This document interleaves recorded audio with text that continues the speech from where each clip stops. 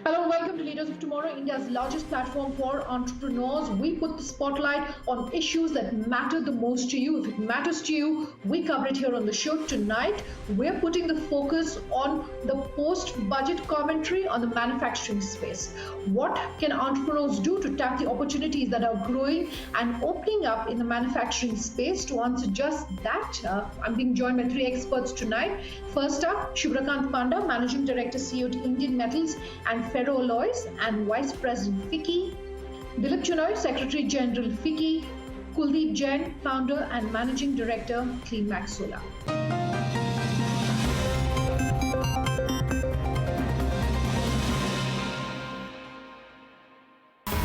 1.10 lakh crores.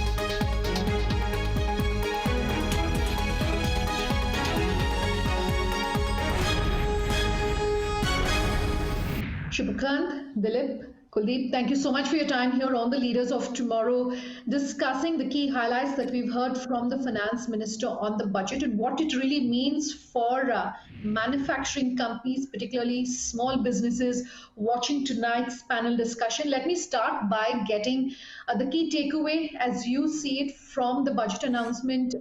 Subhrakant, maybe I could give you the first stab at it. What, according to you, was that one headline?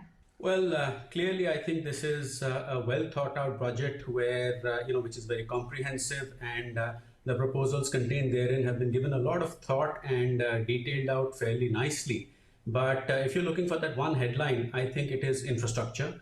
It wouldn't be wrong to say that this is an infrastructure oriented budget where preceding the budget, there was, of course, a significant outlay which was announced for the PLI scheme for 13 sectors. But the budget per se also contains significant outlays in various areas like road transport, power, etc. And I think what is important also is not just the outlays or the increase in the outlays, but the quality of the expenditure, in that it contains more capital expenditure, which is of course a good thing because that is productive and likely to yield results going ahead. Okay, Dilip? Headline from the budget this time is very simple. It is prioritizing growth and keeping the fiscal consolidation guide path in view. A lot of apprehension was there given the high fiscal deficit. Would the government spend money? I think the government has very clearly in the budget focused on spending in infrastructure, in healthcare, in promoting innovation, and with a view to providing a fillip to the economy, focusing on growth, investment, resulting in job creation going forward. The hidden budget headline was privatization, right? I felt that for the first time, since the Vajpayee government did some privatization and then subsequently lost an election, for the first time, we've had the confidence to talk about privatization. And not just of privatization or sale of ailing or sick PSUs. I think for the first time, the finance minister has said we will privatize 2 state-owned banks. We will privatize 1 state-owned general insurance company. And jewels like BPCL are also on the block. Absolutely. So referring those 6 pillars that the finance minister laid out in her budget, health, hope, growth, infrastructure, etc. I do want to ask the three of you, for an entrepreneur who's watching tonight's panel, or who is in the manufacturing space, no matter what specifically they may be manufacturing, as they're preparing for this growth to really come back into the economy, 1 or 2 things that this expert panel thinks that they definitely need to put in place to prepare for this growth. Kuldeep, maybe I could come to you first. Thank you. My own sense is, we need to be prepared for growth in terms of debottlenecking. I think in manufacturing sector during lockdown had to be so focused on cost containment and survival and cash flow management that often when you're coming out of such a phase and very quickly into a growth phase, it's difficult to ramp up. So some sort of prudent and selective investments in debottlenecking capacity and having the ability to take on incremental volumes as they appear would be the most crucial thing for each unit on their own. Okay, Subhrakant? Well, from a manufacturing perspective, one of the big asks that FICCI had leading up to the budget was to have a dedicated institution which will look after financing of long gestation Yeah. projects, such as particularly in infrastructure. So, to that, in that context, the developmental finance institution that has been announced with a capitalization of 20,000 crores and a lending profile of about 5 lakh crores in 3 years is something that I feel is very significant, because you cannot finance long gestation projects with a shorter duration funding. It is not good for the entity, and it is not good for the lending institution as well.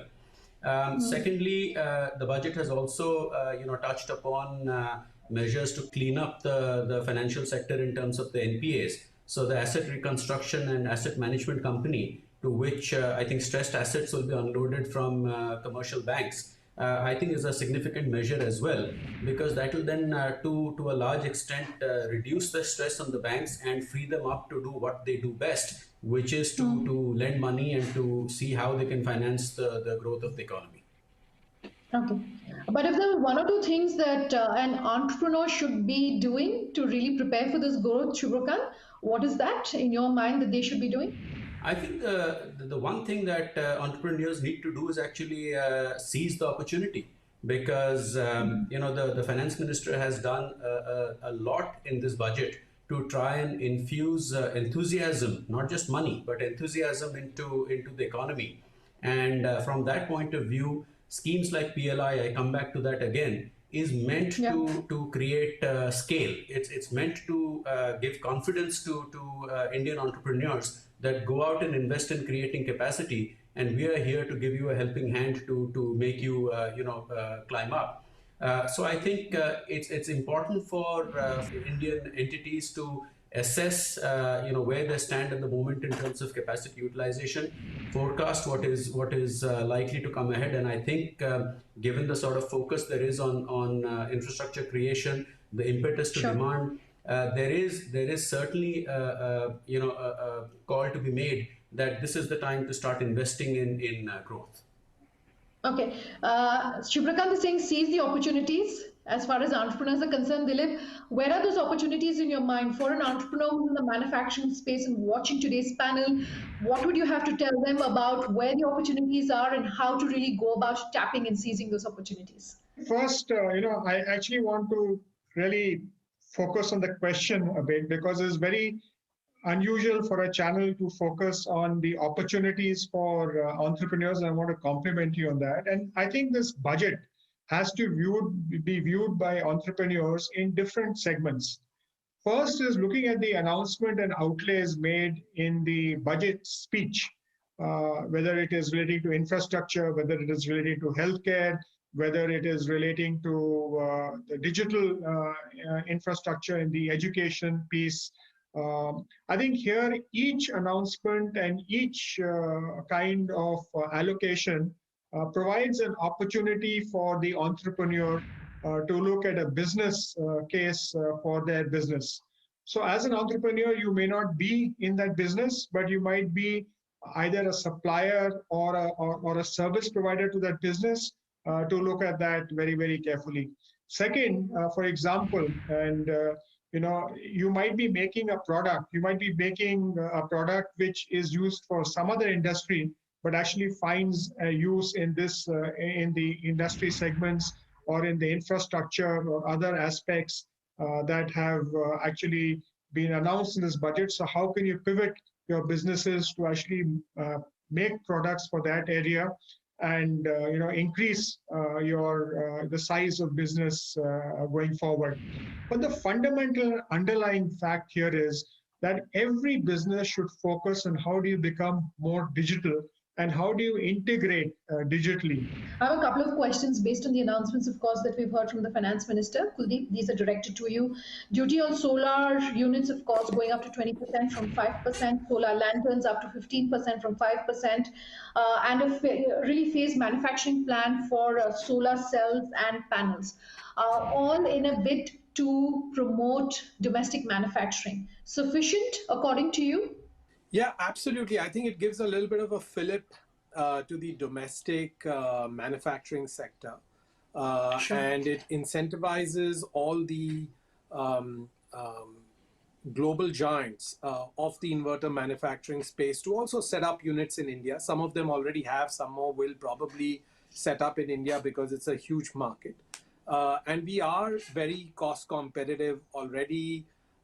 Some of the top European companies are exporting inverters from India to the US and Europe and Japan and so on. So I think it does help a little bit in terms of giving a fillip to domestic manufacturing of solar equipment. All right. But we are, of course, these announcements that we've heard from the finance minister coming on the back of several announcements and declaration of intentions really on the part of the central government as far as renewable energy is concerned. If more Yeah. impetus needs to be given to the renewable energy space to make it competitive or to meet the kind of demand really that this country has, what are the 2 or 3 things that you would further like to see? There's really 3 things. Number Okay. one, I feel that the government must honor its commitments on PPAs and bids. What happens too much today is, bids will happen, people will be declared the winner, and then the government will decide, I don't want to sign the PPA and so on. This sort of, just honoring contracts and bid processes would be one good initiative. Greater freedom to consumers to choose their own provider of electricity. Right. Okay. So if they implement their announcement in spirit, I feel what will happen is that consumers, whether households or small and large businesses, will shift towards a greener and more cost-efficient renewable energy solution. Let me take a quick break on that note, gentlemen. We'll come back in just a moment. To stay tuned.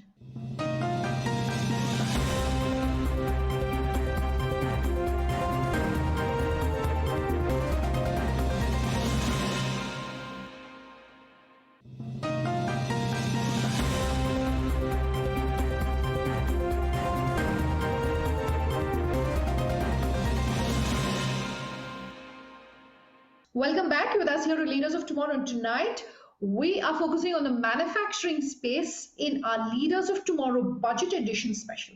Okay, so speaking of manufacturing, open to you, Dilip and Subhrakant, and I want to discuss PLI. The finance minister yesterday talking about an outlay of 1.97 lakh crores towards PLI. So first off, let's address the headline. Are you confident that small businesses will be able to really make use of this outlay that the finance minister is talking about? Are you happy to see this announcement in terms of how much really is going to be set aside towards production-linked incentives? Dilip, do you want to take this on first? So I think the PLI scheme announced in the budget signifies the intention of the government to take this forward to its conclusion. It talks about, while there's a 1.95 lakh crore outlay for the segment, really it actually multiplies itself because the incentive is only 5% of your total output. So first, it will help companies achieve scale. Second, it will help companies to look at new suppliers and other, participants from the MSME sector who could actually partner them on this growth journey. It will offer an opportunity to the MSMEs to also scale up and look at growing in scale and becoming more competitive. And it is looking at creating a huge scale effect and addressing the domestic market and including exports in this sector. Okay, Subhrakant? Well, as far as the PLI scheme is concerned, let's just look at the broad headlines first, which is that it's approximately a $25-26 billion layout in terms of incentives. And the target, as far as I understand, in terms of top line growth over a 5-year period is $500 billion. So when you have that sort of investments coming in, that sort of revenue being generated, there is going to be a trickle-down effect, for lack of a better word. MSMEs may in some areas be able to directly benefit from the PLI schemes which have been announced, but if not directly, certainly they will be part of the ecosystem which benefits. Dilip touched briefly upon the air conditioning space. if I remember the data correctly, which FICCI had done a study on, that in an industry which is about 16,000 crores, about 12,000 crores is actually imported, and the value addition is the balance 3-4,000 crores. Now, if you are able to reorient that particular industry, and this is an example which will cut across sectors, but sticking to this for a second, if you are able to reorient that to most of it, if not all of it, being manufactured within India, then it's a tremendous opportunity, not just for somebody who's directly manufacturing the air conditioners, but the entire value chain is going to benefit from that. Okay, I do want to make a brief mention also, and Subhrakant, you were speaking about this earlier. I just want to sort of circle back to that asset monetization and the announcement that we've heard as far as highways are concerned. 1.18 lakh crore outlay for road and transport infrastructure as well. Are you happy in terms of really the announcements that have come, both sentiment-wise for the government to be making, public expenditure, the commentary as far as really sentiment coming back, consumer demand coming back, as well as also the indication that jobs could perhaps come back with this kind of outlay for infrastructure? Indeed, I think one of the highlights of this budget is the thrust on asset monetization and privatization, which was clearly the only way forward, given that there have been fortunately no new taxes, which again at FICCI we had made a point that as sharp as the recovery has been, any new levies at this point in time would have been a dampener on sentiments. So with that kept aside, asset monetization and privatization were clearly the highlights of this budget to raise resources. And as far as asset monetization is concerned, I think targeted announcements or targeted statements rather, like NHAI and PGCIL will be contributing assets to InvITs, is significant in more ways than one. It is not just the money that is going to be raised, but it is a clear signal of intent by the government that they want to push the whole concept of InvITs ahead, which have which are not new, but which have sort of languished, not really taken off. And similarly, I think we should also look at the raising of the FDI ceiling in insurance from 49% to 74%. It is not just the innovations that are likely to come in with more money flowing in, or larger global insurance companies taking stakes in Indian entities, but it is the fact that money will again be it's long-term money which can be made available for growing the economy, for funding large projects, for funding long gestation projects. So I think these are very well thought out, thought through proposals, and which sort of complement each other. Since we're speaking about financing, anything on climate change financing, Kuldeep, that you would want to answer? I think a lot more probably needs to be done in terms of capitalization of institutions which do climate change financing or renewable energy financing, like the government of India owns IREDA, which needs a fair bit of capital, and I think we've been a bit short on those kind of measures. Secondly, some sort of government-backed funding mechanisms, like the government had done in 2015 for rooftop solar, where they had tied up with a World Bank line, which was then lent onwards through SBI and so on. So more of such measures which provides privileged cost on lending funds to Indian banks for renewable sector would also massively help. Okay, let me then take closing comments from this panel. First up, if there is one more thing that you would like to see over the course of the year, this is open to the three of you, of course, what would that be? One. And two, on a scale of 1 to 10, if I could ask you to rate the budget announcement according to how happy you were with the announcements, what would it be? Could I come to you first, Subhrakant? Sure. I think the one thing that I would like to see through the year actually is that the budget is a statement of intent. Implementation is key. And secondly, just like was done after the last budget, although in very different circumstances, that there were calibrated moves, 5 mini budgets as the finance minister called it.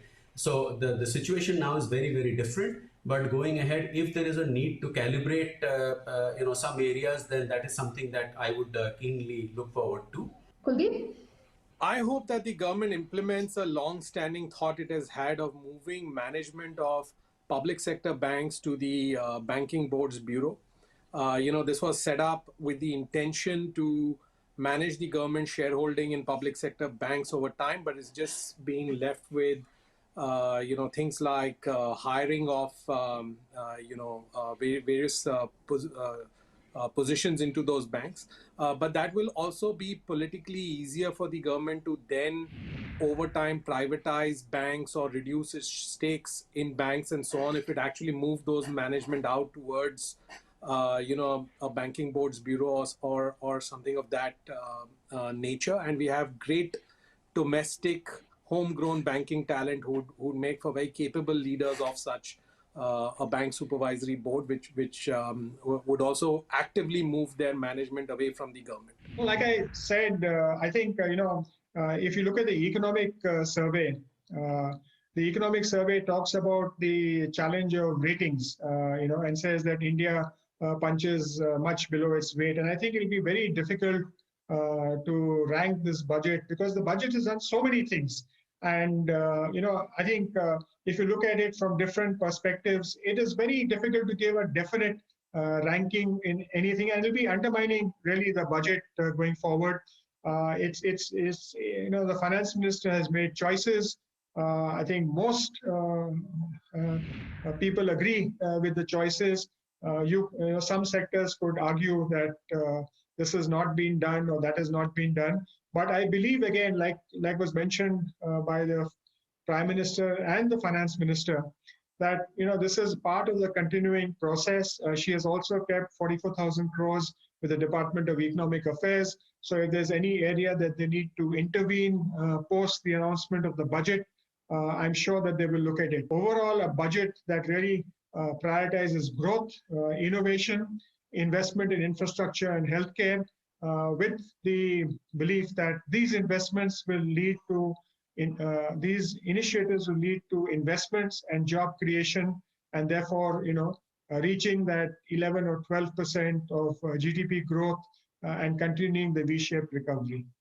All right, gentlemen, we've run out of time on this panel. There's a lot of work to do, of course, for those in the manufacturing space, particularly given that the expectations for growth are rather high. Thank you so much for your time here on the show.